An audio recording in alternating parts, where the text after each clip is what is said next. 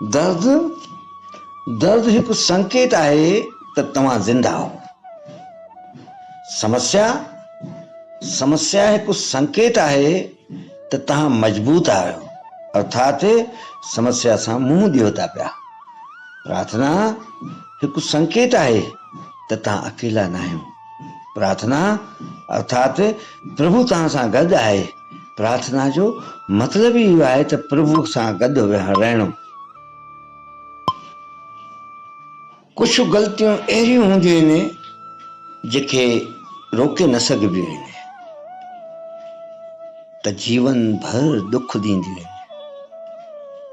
इन लाइ समय रहंदे बुरी ॻाल्हियुनि खे ख़ारिज करे छॾणु खपे, अर्थात बुरी ॻाल्हियूं अचनि परे करे छॾणु खपे।